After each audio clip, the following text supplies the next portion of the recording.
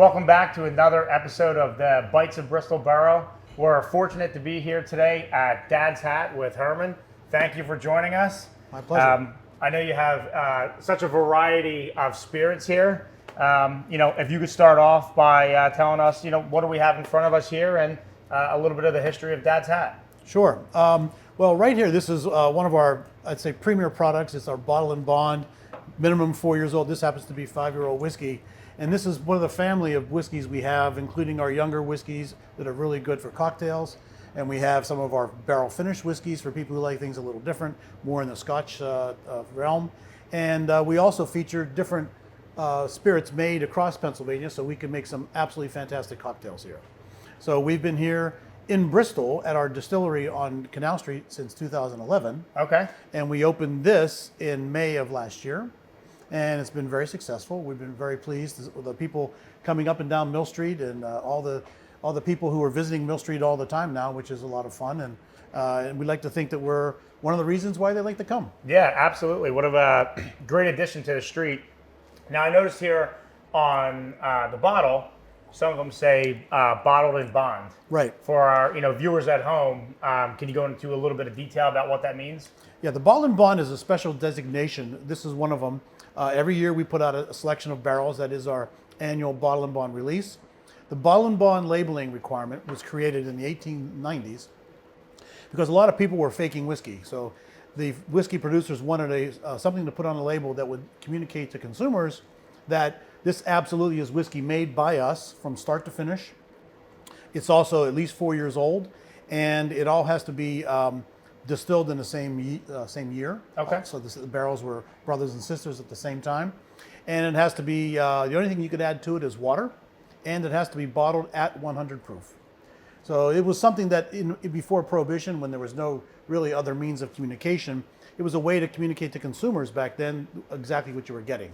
So we started doing this a few years ago as a way to have some differentiated products that were pick an elite group of barrels every year that provided a little slightly different flavor profile than our 4-year-old whiskey has normally. Okay. So it's every year we try to pick.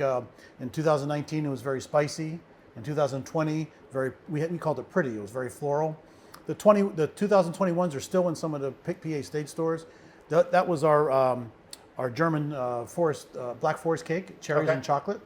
This one reminds me of walking around in my grandmother's apple orchard at the end of the season. Really ripe apple, and a little bit of cinnamon and leaf litter, a little bit of earthiness to it. Okay.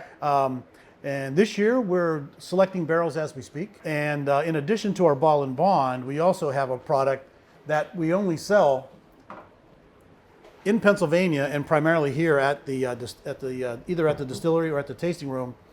We pick a barrel every few months, myself and John Cooper, my business partner, and we bottle it, just that barrel by itself. Okay. And once again, the idea here is to pick something that's unique, to find something really interesting.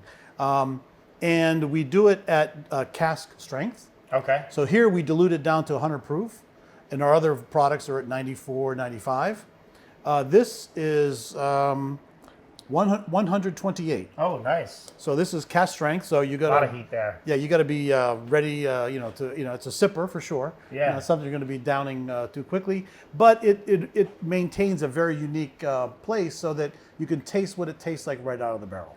So when someone comes in off the street, they have the option to have that as a cocktail, have it straight. Exactly. However, and do they also have the option to purchase the bottle to go? That's a great point. We're allowed, this is a bottle shop also. Okay. So they can purchase bottles of our whiskey here, just as if you were going to the PA state stores.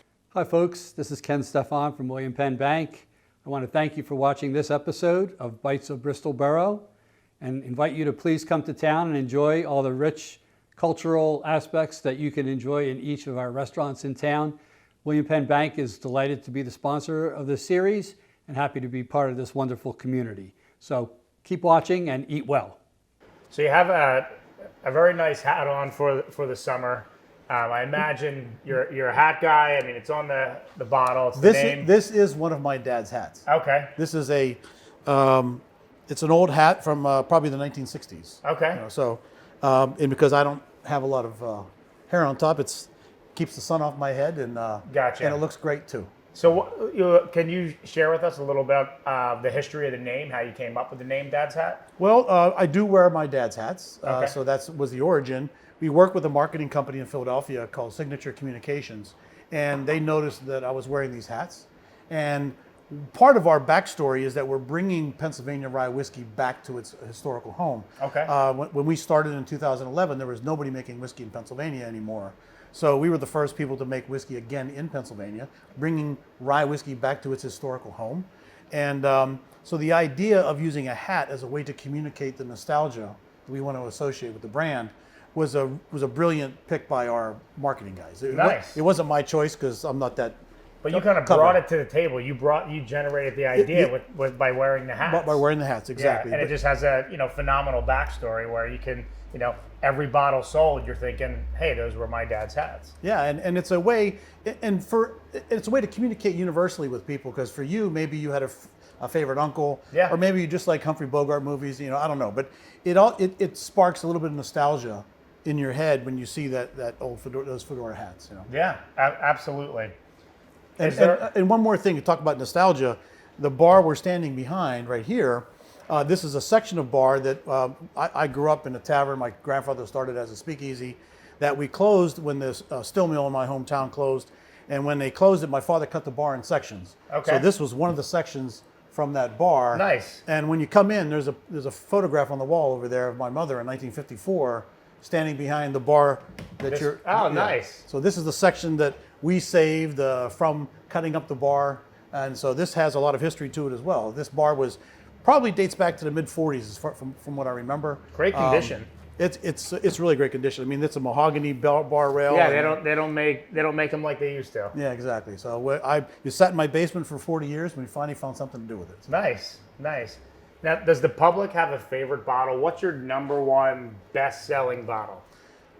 Our number one best-selling bottle is probably our classic rye, which is a really great for cocktails. It's a great everyday drinker. It's a little less expensive. It makes it easy to justify putting into a cocktail. Yeah.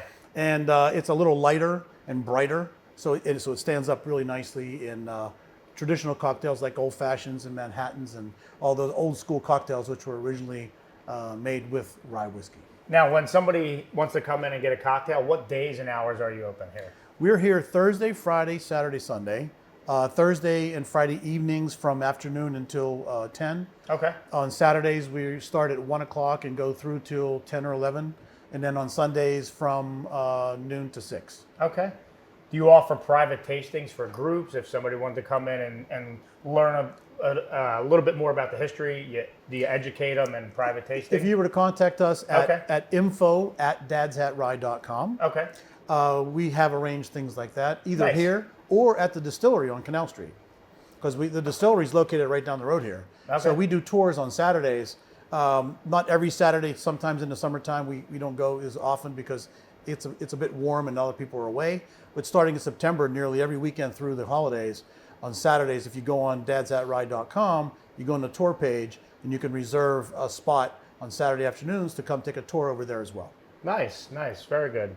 So I understand after you're enjoying a great cocktail in here, you can get some snacks. Is that accurate? You have a small menu? We have a small menu. Yeah, Okay. we have some fantastic pretzels that are made for us by Papa's Pretzels right across the street. Great. That incorporate a little bit of rye grain as well, which kind of Okay. makes it a little unique for us. And so we vary up the menu. It's very limited, but it's a really good accompaniment to our whiskey. Yeah, absolutely.